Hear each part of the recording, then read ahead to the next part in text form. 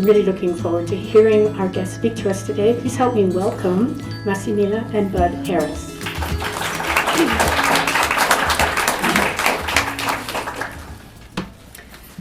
Thank you for joining us to share in a reading and discussion with Bud and I in this very important topic. Whoa, this is big for me to be here today. Writing this book has been a big experience. The story of this book is in my flesh and bones, and I have seen it repeated in woman after woman and man after man that I have worked with in the last 25 years. It is a story of transformation after transformation. With each transformation I experienced, I also suffered, but I came through it all, gaining more strength and more love. As some of you know, I was born in Italy into one of the most patriarchal culture you can imagine, but also into a changing time in our history. Let me share some of that story with you, which is in the book, in the introduction. I was born in Italy in 1949 into a patriarchal society.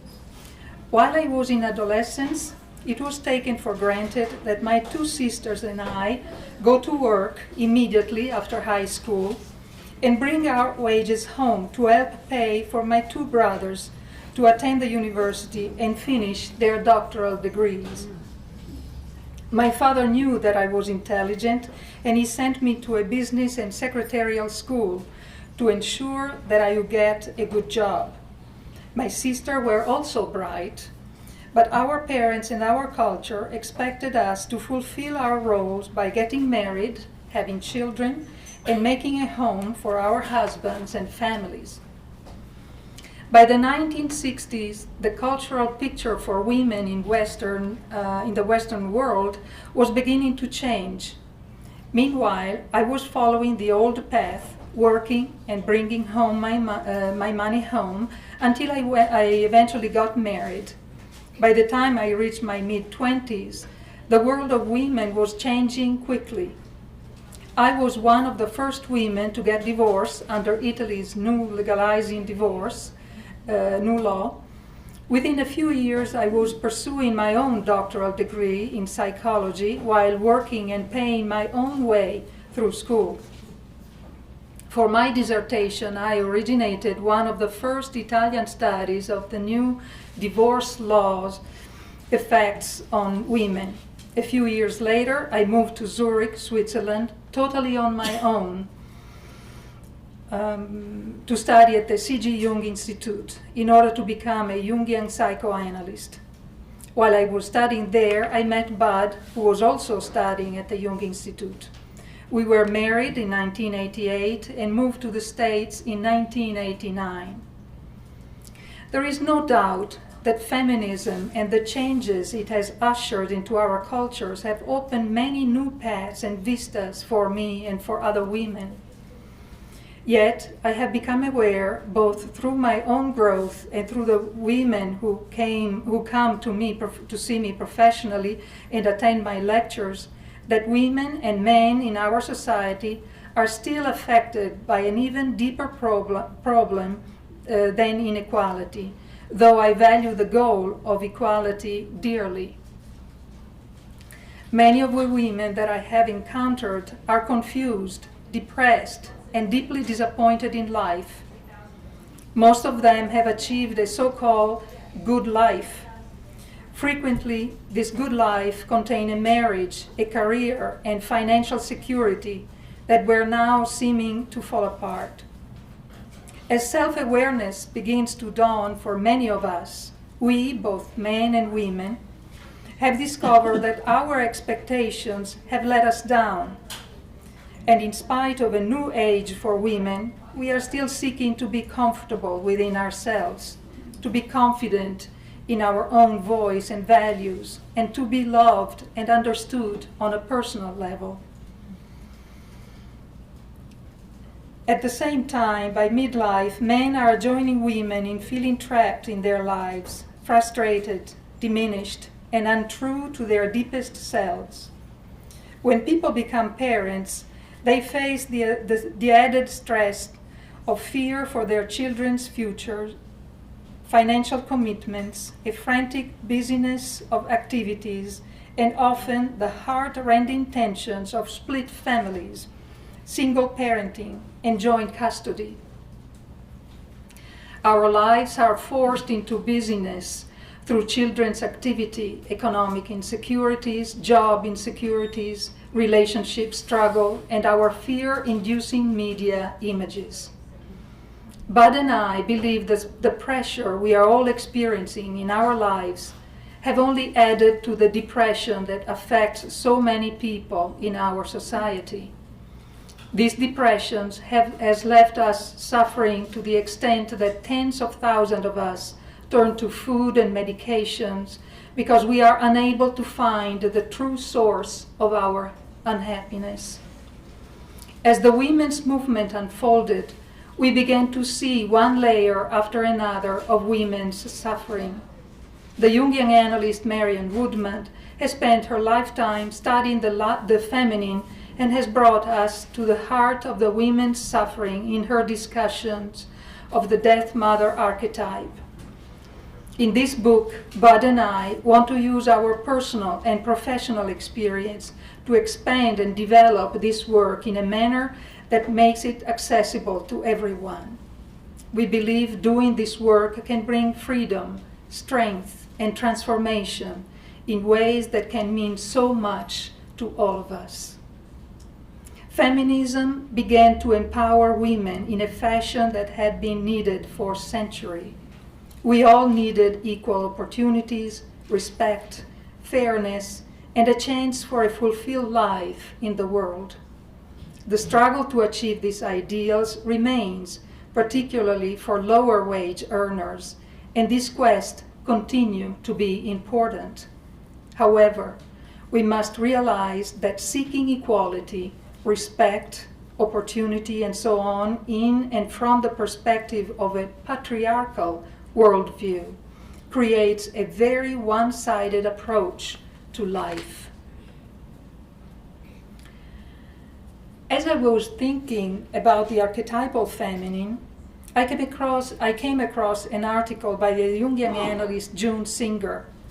Let me share some of my thoughts about it with you. This is still in the introduction.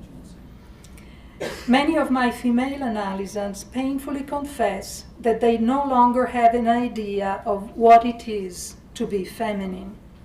Over 25 years ago, the Jungian analyst June Singer, in an article titled "The Sadness of the Successful Woman," said that she believes that such women are suffering from a particular form of depression. They are mourning for their lost femininity. She also considered this an archetypal problem because it affects all of us, women, men, and children. Singer points out that our patriarchal society places its highest value on the archetype of personal identity. The emphasis on fame in our culture epitomizes this idea. From preschool to sports, to jobs, to careers, to where and how we live, identity in our culture is based on personal achievements. The terror that goes hand in hand with our idolatry of identity grips us when we do not achieve what we want to, plan to, or should accomplish. We must then face the shame of failure, of not being good enough, or of not being who we thought we were. No wonder losing a job, getting divorced, becoming seriously ill, or even on a smaller scale, having our kids' team lose a game can fill us or our kids with shame. Shame haunts the identity-oriented person. Singer has accurately suggested that matriarchal cultures are more relationship-oriented. Let me try to summarize her most important points. In a matriarchal society, our relationship to the group is the dominant value. Instead of being taught to succeed, children are taught to think for others, of others first, to cooperate and to subordinate personal goals to the general welfare. Guilt becomes the haunting terror in this type of social structure. The guilt of not living up to the expectations of others and of internalizing feeling that we are not living up to our obligations. Too often, conformity seems to offer safety in this type of social value system. We see a different picture if we look at our patriarchal culture. In it, we sacrifice relationship values in order to fuel our quest for success in identity achievements. We make these sacrifices so frequently that we have lost the capacity not only to ground our relationship values in life, but even to be aware of what our relationship values are. In the long run, we must learn that our personal identity is most satisfying in the context of relationships and is enhance our ability to love and appreciate the uniqueness and value in each other. Still, the meaning of being feminine, the universal meaning of the feminine archetype or the feminine principle in life, although it includes relatedness, is actually much broader and life-giving. Our society has been so one-sided that it has limited the true meaning of the patriarchal to identity and achievement, and has reduced what Singer calls the matriarchal and the broader feminine principle to an inferior function in our collective psyches. This relegation devalues the feminine principle's potential to guide how we live and represses it into our unconscious, putting it out of reach in our everyday lives. And here is where the situation gets more complicated and darker. When the feminine principle is repressed into our unconscious, it becomes part of our collective shadow. And this shadow projects itself as a longing or even a demand for power. In feminism's earliest days, activists projected the idea that men had the freedom that women wanted.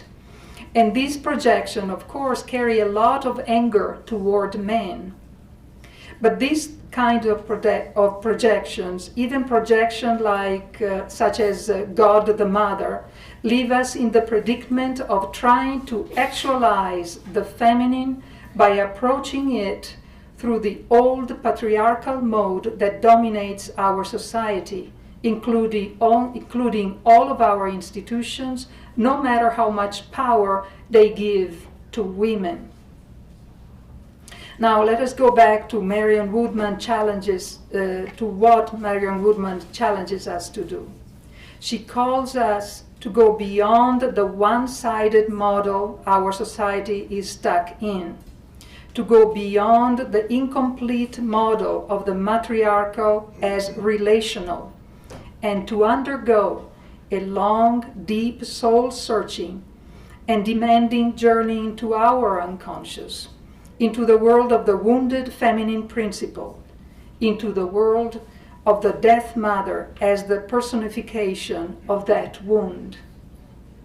That is our goal as we travel through the pages of this book. Our purpose is to make this journey into healing the feminine, healing ourselves, healing women and men alike, and healing our culture to transform the very core of how we experience life.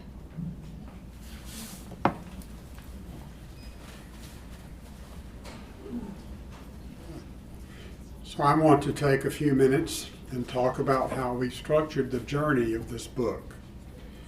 Obviously, we can't explain the whole book in this short time, and obviously we're both introverted, but we want to share some of the highlights as we proceed. These were hard choices for us to make, because we feel so strongly that everything in the book is important. Beginning in the introduction, the obvious question for us was, how can we go into the long, deep, soul-searching journey of understanding the Death Mother? Understanding her as the primary symbol and force of the wounded feminine principle in our lives will help us heal and transform ourselves in the process. Then we will have released ourselves from the pressure of a disturbing tension in our lives and opened the doors to inner warmth and security. We will also have created the foundation for a strong, unique personality that can live in warm, loving relationships. The Death Mother archetype, which we will define more fully later, is of course the opposite of what we think of as the good or nurturing mother. Our real mothers always leave us with a promise that can't be fulfilled because they can never fully match the good archetypal mother image that is inherent in our psyche. But our mothers are our first contact with the world of the feminine and the world of our emotions, which are closely related. Emotions are part of our biology. Emotions are powerful, vital, highly significant forces that can threaten us, reveal problems, paralyze us, and turn us into stone. They can also lift us up, animate us, and pull us into love and ecstasy. They are the means by which we engage in and measure our engagements in life. Our emotional life begins with our mothers, and the emotional power of the Death Mother today lives in the background of our lives, while our pursuit of identity dominates the foreground. In one of her classic interviews, Mary Woodman writes that the Death Mother wields a cold, fierce, violent, and corrosive power. She is rampant in our society right now. The Death Mother is the name we give to a particular destructive force, a psychological complex operating in our personalities and in our society. It is a metaphor that helps us understand the devastating influence of this psychological complex, which saps the life, spirit, and resilience of many women and men. It paralyzes us emotionally and drains the values and possibilities for love from our lives. Writing about healing and transforming this wound has led us to organize this book into 4 sections. In part 1, Facing the Death Mother, Massimilla will share more of her journey into this arena and the psychology of personal experience that we need to know. We will describe what it means to face an archetypal problem and what kind of changes we can make in ourselves. In order to understand ourselves in relation to this powerful force, we must look into ourselves in a more profound way than we ordinarily do. In part 2, A Healing Path, we will look closely at the ancient Greek myth of Medusa as a metaphor that explains how the Death Mother developed as a part of who we are. As the myth unfolds, we will also discover how we can heal and transform this damaging energy in our lives, which can move us from a state of paralysis into living with full vitality and creativity.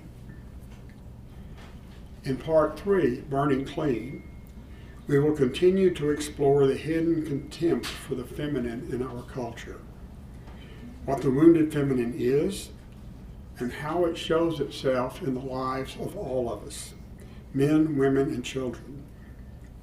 A roadmap for seeing how the Death Mother affects our lives will evolve as we burn clean from our illusions and defenses.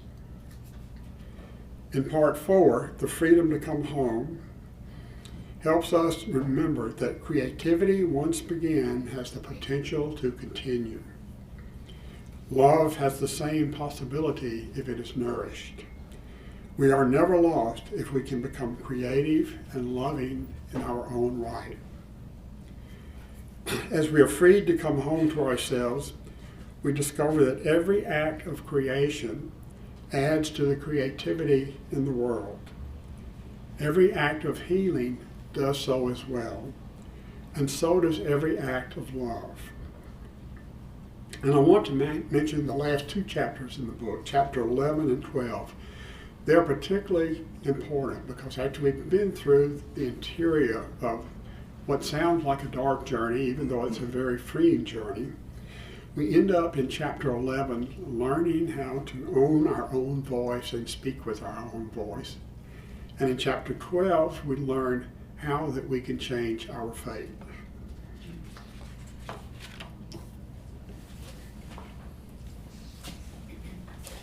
What is most challenging or actually frustrating in doing a presentation like this is that there are many points we could talk about for an hour.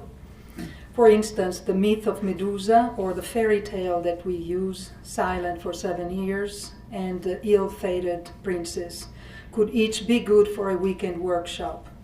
But during our time together, I would like to share a few points throughout the book that I think are important, challenging, and inspiring.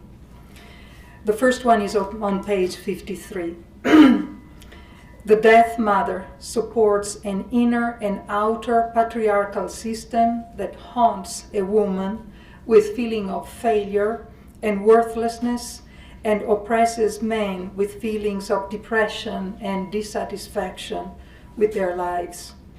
This complex, like the remora, feeds on us, saps our energy, drains our vitality, drags us down, and paralyzes us.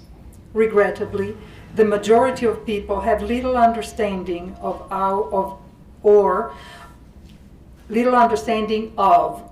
connection with their unconscious, and suffer the difficult consequences of the darkest, most destructive power of the feminine archetype without understanding it. There is a further point about the patriarchy that I would like to share with you on page 76. The patriarchy and the internalized patriarchal complex in men and women lives in fear of having the status quo threatened. This too is part of the negative projection on the feminine's ability to stir up change and transformation. It is also, it is also one of the main reasons we dread our emotions, because if we really perceive and understand our emotion, we may have to face the daunting task of changing our lives. Collectively and individually, we fear the transformation nature of the feminine. We view challenges to the institutional status quo of society, and even more important, challenges of the way we are Please help me. Okay. Institutionalized. Our lives, feeling, value system, and expectations with dismay. Those of us who shun the transformational aspects of the feminine have projected our fears of our feminine nature, which includes our fear of confronting our lives, traditions, attitude, and history, onto the image of women that range from Eve to witches to bitches to gold diggers to hysterics.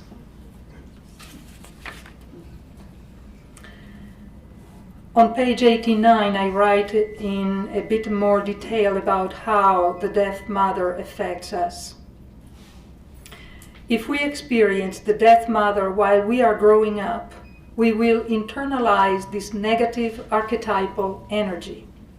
In the course of time, it will become written in our physical bodies as it was reflected in the bodies of the Graie.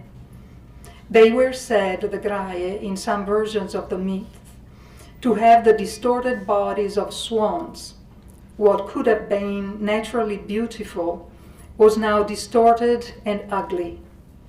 If while growing up we had the sense of being unacceptable to our parents, being resented or not wanted by them, or being threatened by them, our nervous system will become hypervigilant, and our ego, the center of who we believe we are, will become withdrawn and defensive. As soon as we experience a breath of rejection or ridicule, we will close down and become blind and helpless, paralyzed. We will find ourselves automatically, no matter how much we hated, repeating the survival mechanism we used while growing up. And we may stay absolutely still, withdrawn and detached, in order, we unconsciously hope, not to attract attention. As our hopelessness grows, this pattern may evolve into defense mechanisms that are also physical, such as vomiting, being overweight, migraine, and other symptoms. Such symptoms are an effort to keep the poison out and to avoid dealing with our core inner issue. What often adds insult to injuries in these situations is that our medical profession makes us, especially women, feel ridiculed by implying, if not outright saying, that it is all in our heads or that our problems are genetic. And in either case, we are supposed to take a pill. From Jungian psychology, we know that frequently these symptoms result from a complex that has been internalized and sometimes from a complex that has been handed down for generations.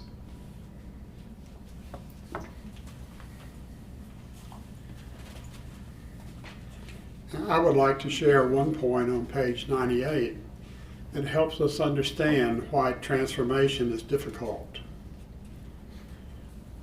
From the beginning, we have to face the reality that any new personal development, especially in terms of our personality and maturing potentials, means giving up the security of our present position. We must take risk and encounter danger, fear, and even suffering.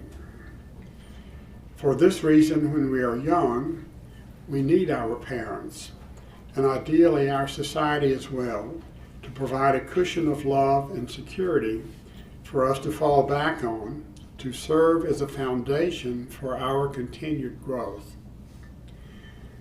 We don't get to make a lot of choices about what happens to us in our early life and its situations. Most of us can identify with the risk of starting kindergarten, changing schools, and moving into new neighborhoods, or being rejected by playmates, belittled by siblings, shamed by adults, and so on. Once we become adults ourselves, we may consider these challenges to be small obstacles or even insignificant.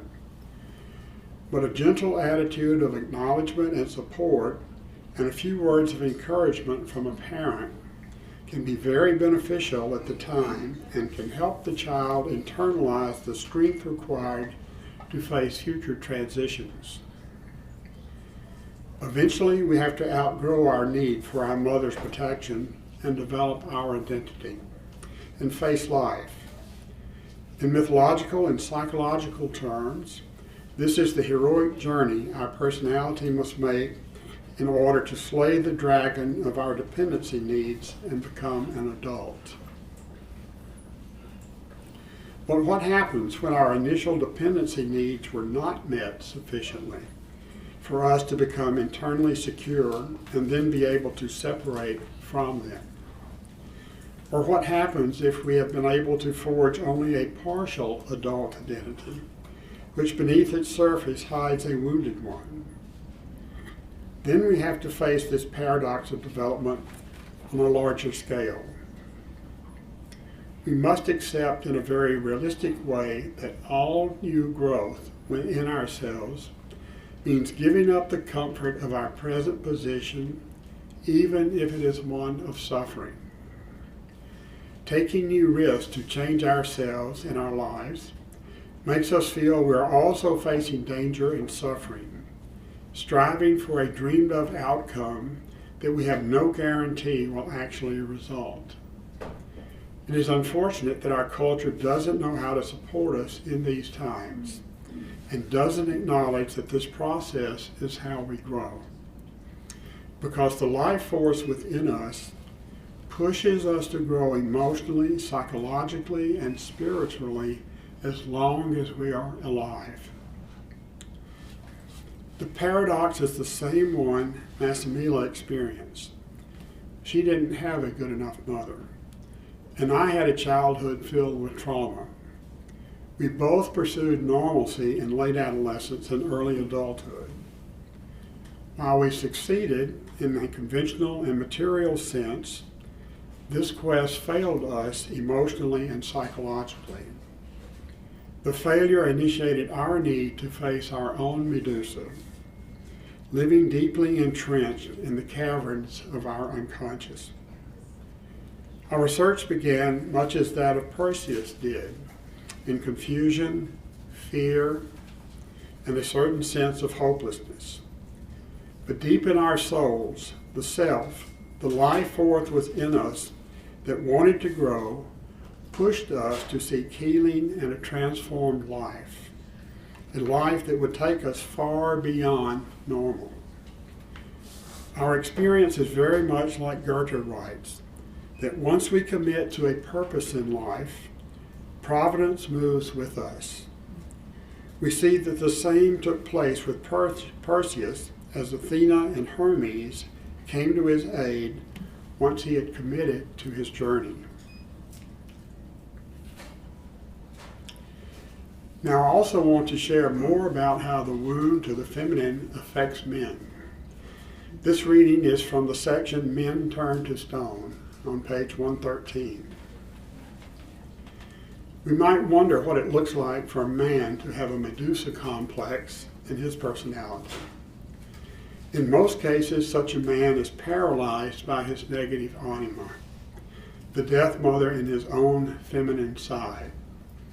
He is paralyzed by his feelings, particularly by negative feelings, and he fears their overwhelming strength. When a man's anima is frozen, he often reacts with over-sentimentality in some moments in life. He might burst into tears in movies or on sentimental occasions, even during events he isn't personally connected to. In addition, he might have outbursts of temper and seem overly distant or overly touchy to people close to him. Men with a death mother wound have a deep, even hidden fear that they are incompetent. They usually live with a low level of depression that goes unnoticed for years or decades. Men with a death mother complex are also afraid of women, especially of confrontation with women. Such a man resents his partner's unhappiness. As a consequence of his fear, the man relies too much on thinking and rationality. We Jungians tend to explain the situation by saying the man's negative mother complex overwhelms his anima and thus much of his personality. Next, I want to read more about women and men turned to stone. From the lives of the people I have been sharing, we see how powerfully our experiences of the death mother become woven into our lives. Her influence on our culture is profound. And for those of us who have also endured the death mother complex in our upbringing, these experiences become a theme in our lives, part of the foundation of our personalities.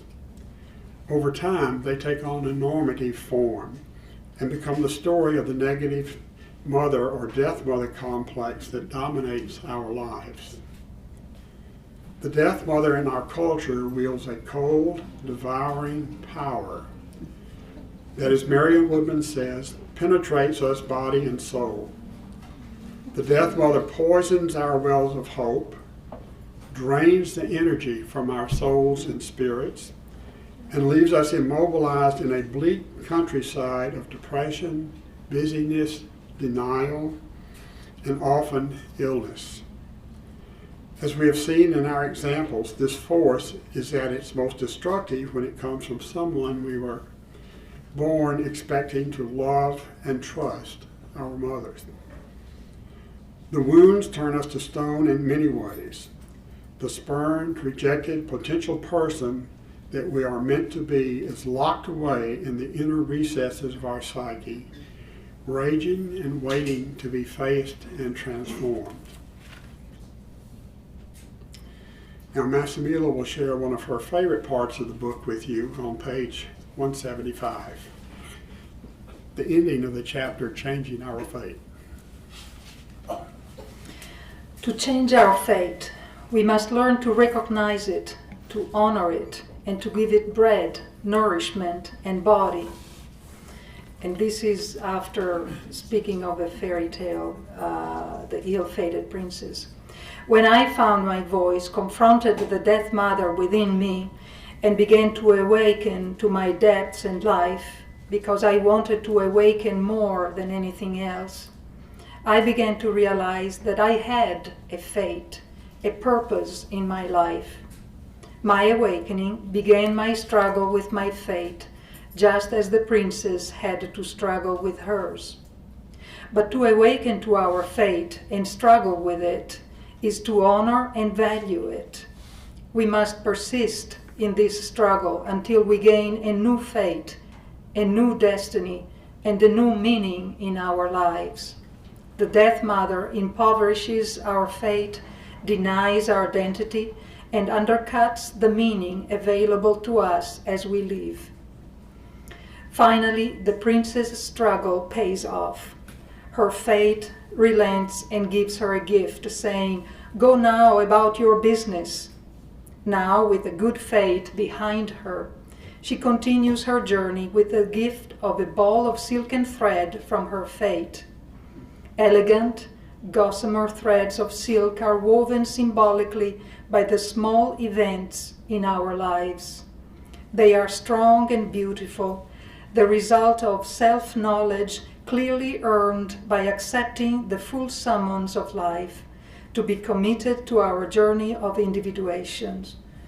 We feel these silken threads in the smoothness of mature love and in the soft, welcoming texture of life beckoning before us. Through the weight of the silken ball, the princess found a prince, that is to say, she found unity within herself. We might imagine that as the princess and the prince come together, so do the feminine qualities of nurturing, loving, desiring, appreciating mysteries, and wisdom join in with the masculine qualities of strength, action, the pursuit of knowledge, and meaning. If we can value our existence enough to follow Perseus and transform the Death Mother, we can change the pattern of our lives.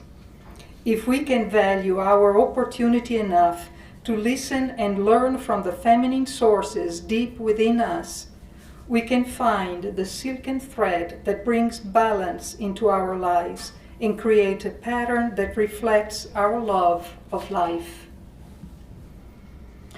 As I were working on my lecture on the Death Mother, I came across this prayer by Sir Francis Drake. I was impressed with how 5 centuries ago it reflected the spirit of a man who served a queen and seemed grounded in his masculinity while also being very much in touch with his anima, the feminine within himself. I share the poem with my audiences during my lectures, and it impressed them as it did me.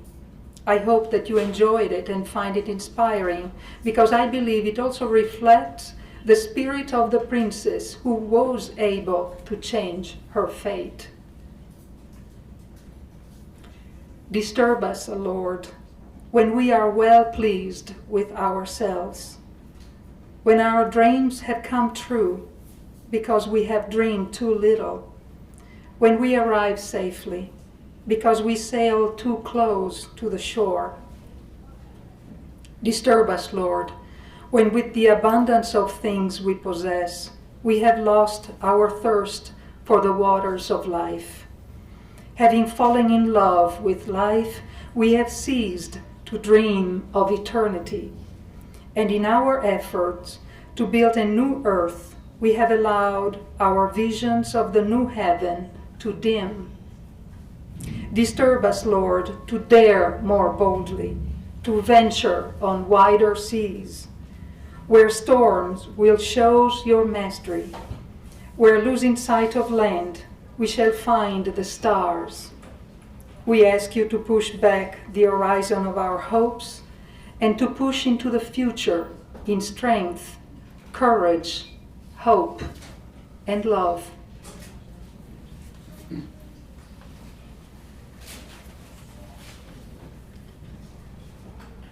We began this book by noting that something is lacking in the lives of women and men, and that is a living relationship with the archetypal, eternal feminine potentials within ourselves and within our culture. Whether you are a man or a woman, the need to know the characteristics of our feminine nature, to be able to live them and have them be alive in our world is very great. We are called to make this journey so that we might live in quieter, less aggressive modes, connecting with our more organic rhythms in a loving ambiance. The feminine, which tends to be quieter and even hidden in today's harsh atmosphere of living, has been suffocated by patriarchal forces. By using the term patriarchal, I don't mean men or even the masculine archetype. Our patriarchy is a one-sided parody of mature masculinity. I've written a beautiful book, Resurrecting the Unicorn, Masculinity in the 21st Century, that is opening the road toward masculine wholeness for men. But as the feminine has become entombed, banished like Medusa in a cave, her attributes have turned cold, negative, enraged, as Medusa did, and produced the death mother complex in ourselves and in our society. We have explored this complex, how it affects us, our culture, our parenting, and most of all, our lives as individuals.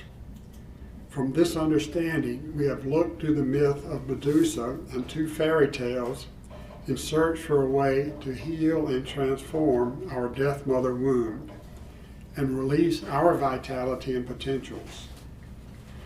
We have seen that if we fear confrontation, disapproval, or disappointing people, or if we freeze when we are not pleasing people, or when we are confused, we know that the death mother is present in our personality.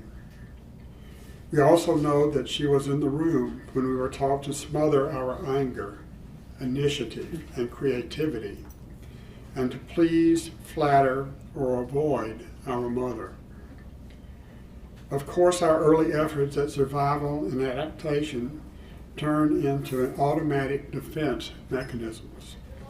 They are various, often centered on our death mother complex, and can be present in many different ways. For example, they surface as trying to please, being anxious and on guard, or eating too much. We can also show our death mother symptoms by being overweight, vomiting, having chronic fatigue, autoimmune diseases, or other physical disturbances. In reality, we all live all the time with a certain level of fear, depression, and feeling of scarcity.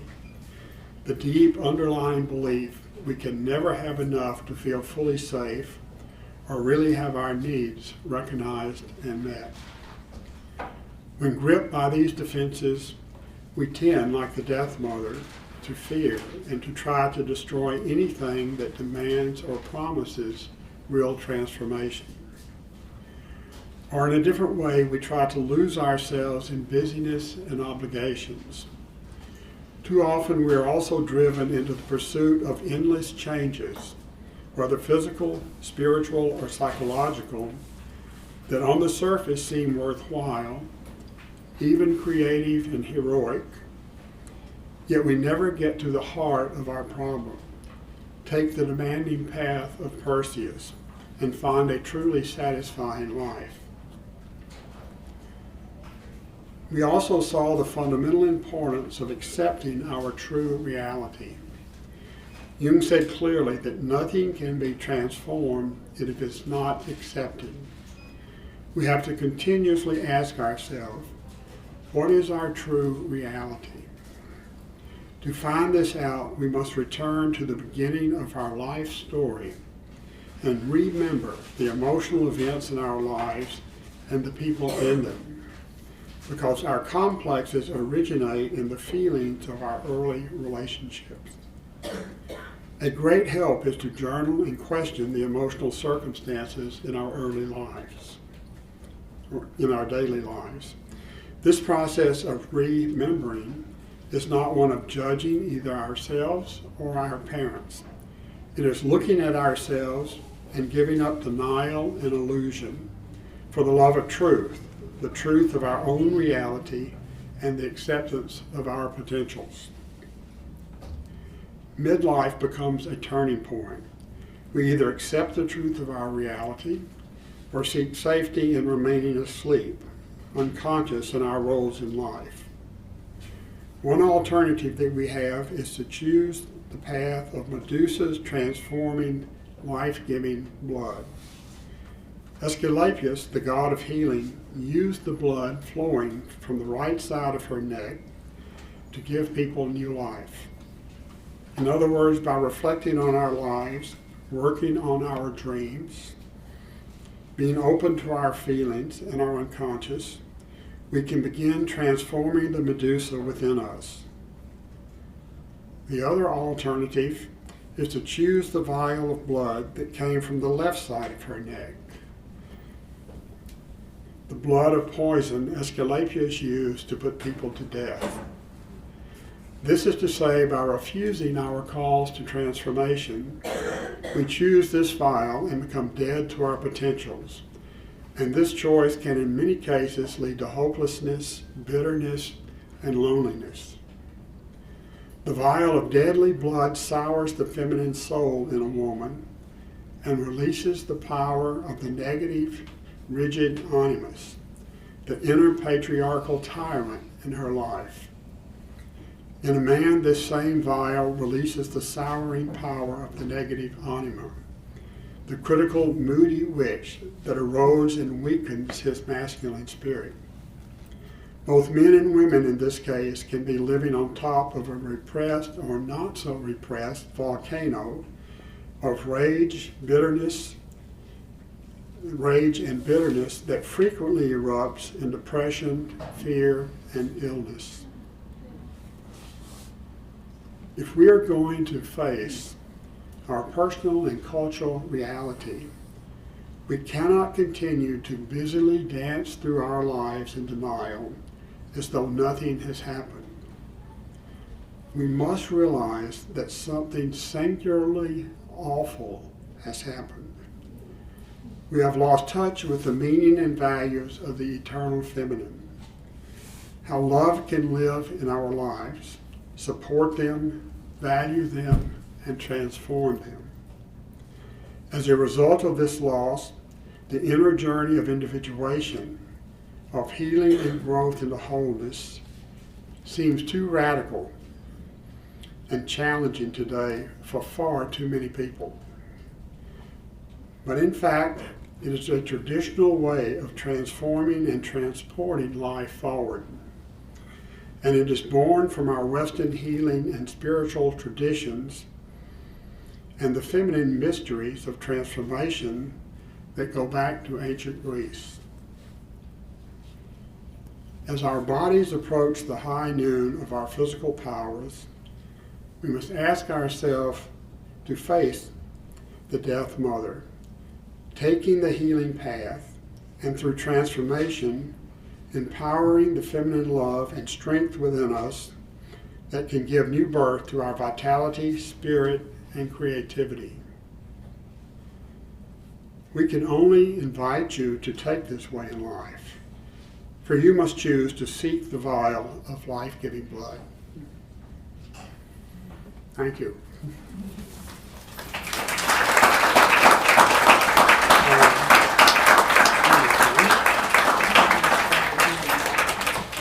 We're happy to answer questions. Yes. Does our Western society promote the deaf mother in almost all family relationships? Is it a question of degree? We all have It's a question of degree because it's a cultural complex, and every cultural complex that we have is also one that we have to deal with personally, and we go in a circle. Could you repeat questions so that everyone can hear the Oh, question? Would you repeat it, please? What was it? Does our Western culture promote the deaf mother? Are we all more prone to have the deaf mother complex because of our cultural ethos? Not that this is a monolithic culture, but Western as opposed to Eastern. It is a monolithic culture in that regard, and the one-sided patriarchal approach to life, the worship of identity, and the other things that Massimilla mentioned, that is a complex that dominates at least the culture in the United States, and I suspect in all of the Western world. So we all have to deal with it to some extent. And I notice now that with my own daughters and my niece and people who have young children, they have to be very intentional to be good mothers. The culture doesn't support that.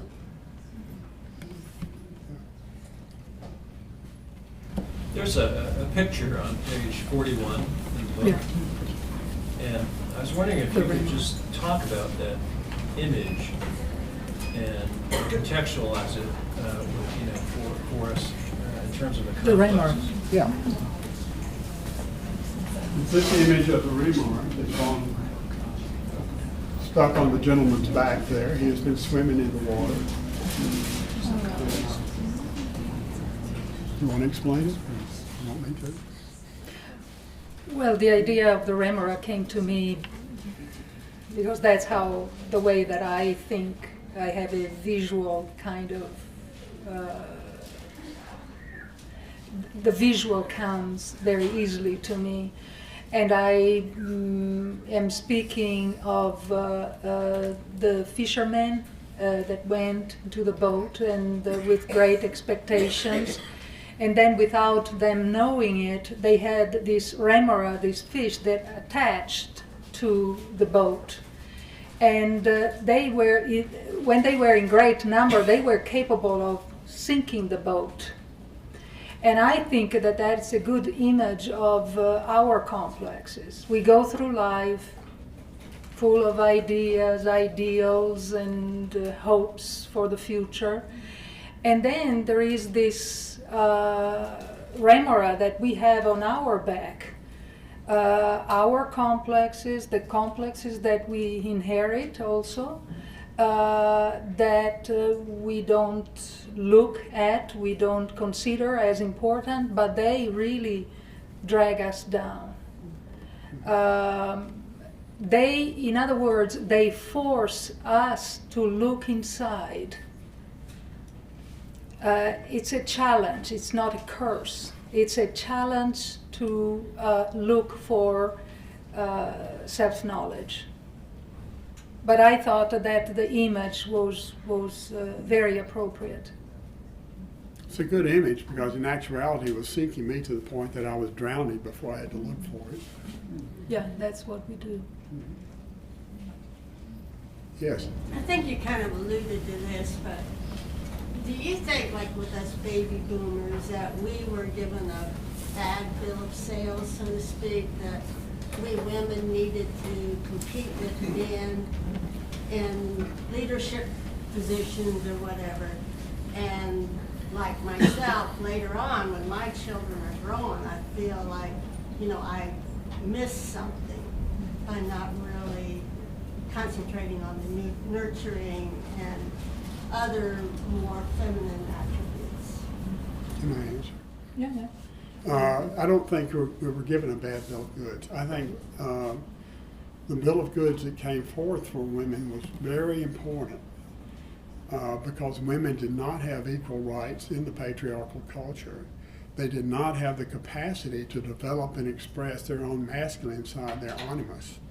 And I certainly wanted my daughters to have equal rights, equal opportunities, and all of those things, which are very important. So that's not wrong, but now we have to go the other way and develop our wholeness, which is to bring the feminine back into the picture. Right? Yeah.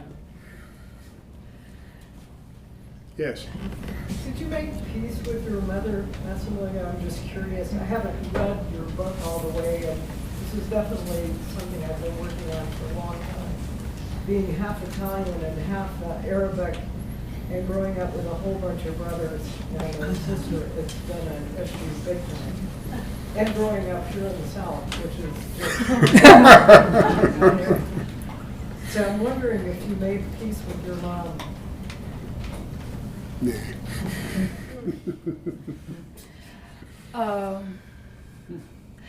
There was never an open war with my mother because I understood very early that it was better not to go openly against her. So what I did, I defend myself, I protect myself with distance. And then she, over the years, she deteriorates. But she was a queen, really. And I was the servant that was, you know, honoring her, that had to honor. I was always respectful, but she was very envious of me, very frustrated, and so I understood pretty early that it was better not to engage in confrontations. And what I did was I work harder. I pay my way to university, which was not simple. I had to, I went even to the hospital because I was physically exhausted because I had my job as a secretary and work. And then I went to the Jung Institute with my own money, which is extremely expensive to study at the Jung Institute. Studying in Switzerland is very expensive, but the Jung Institute is the most expensive one. And I work. I was the secretary of a president of a company in Paris. And then I was working as a psychologist for the Italian mission. And then I was teaching Italian and translating.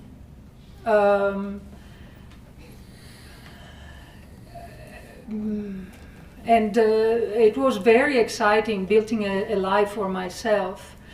When she died, she was, her way was, oh, you should do this for me because when I am not gone, you will miss me. And when she died, I did not cry because I was not able to remember one thing that she did for me that was very nice, very loving. There was always a string attached to it. I do this because then you will. And I felt liberated. But of course, for me, started the inner journey. And then I share with Bud, and Bud said, you should write about, you should lecture about. And I said, no, never. But that's how it started. The one thing that I want to say is that now that my mother has died, I am somehow grateful to her because she pushed me into self-knowledge. She could have done a little, being kinder, but she pushed. I think, and I talk also in the book about the positive mother aspect that, in my opinion, is more venomous, more destructive, because it doesn't give you a reason to go out into the world. And instead, my mother, for being so nasty, my mother was, yes, nasty, but her presence was really regal. And people say, you are so lucky to have such a mother. But now, after years that she's dead, I am grateful to her because she pushed me in the right direction. Another point that I would add to that is that coming to peace with our mother or father is not the issue here. Finding peace with the reality of our own experience and our own history and found in the inner foundation to mother and father ourselves is what's important, and then whatever happens with our real parent is an individual situation. Yes. I think of complacency as a killer, and I think in your book, I like many things about it, but when you use the prayer of Sir Francis Drake, I think he's talking about complacency. Do not be complacent there. And in the archetype of the death mother, is complacency one of the more subtle negative characteristics? Is that part of the archetype? Yes, it is, because we're turned to stone. We're frozen. We're frozen emotionally. We're detached from our emotions. So complacency is the easiest way to go. And I want to say another word about, too, we go from one extreme to the other in this culture. We either got to attack our parents or forgive our parents and reconcile with them. Neither one of those really work. What we have to do is to find our own inner journey, come to grips with our own reality, and develop the capacity to mother and father ourselves, and not thinking we have to keep going back and forth to these extremes with parents. Well, it seems like complacency here, in order to sort of get along with the deaf mother, it created an element of rebellion. And out of rebellion came the growth. Mm-hmm. For me? Just overall, just a common thread I picked up. Well, yeah, that is true. Rebellions are happening, but we have to turn that into a quest for consciousness, because we have to remember that whenever we rebel against something, we're still controlled by it. Mm-hmm. Yeah. Yes. I have two daughters that were raised by my ex-wife and myself. She was not sort of the nurturing mother that was this mother over here would be. And they are now living in a world at the age of 19 and 17 in a very masculine way. Do you see where things could be hard for them in the future? Is it a difficult journey for them? It's difficult to say. Well, it's been a difficult journey for all of us. Life is always difficult. You know, Scott Peck said that in the opening page of his book. Life is difficult. The challenge to consciousness, the challenge to growth, the challenge to become whole, the challenge to live creative, loving lives. This is always difficult. They'll face their own form of it. We hope our book will bring them some helpful consciousness.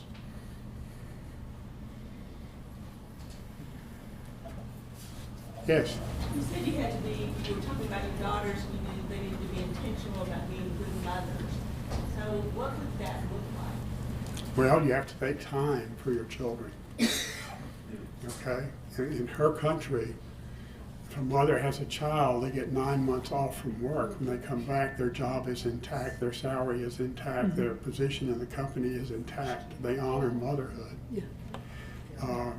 That's not true in our culture, and so many of our women who are pursuing jobs now either have to go back to work quickly because of their finances or because they're single mothers. Children have to go in daycare. They don't get the holding and the nurturing and the attention that they need.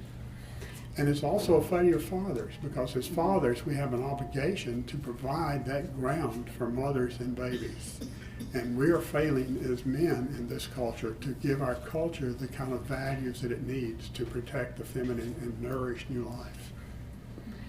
I remember a woman that was in an office next to us, and she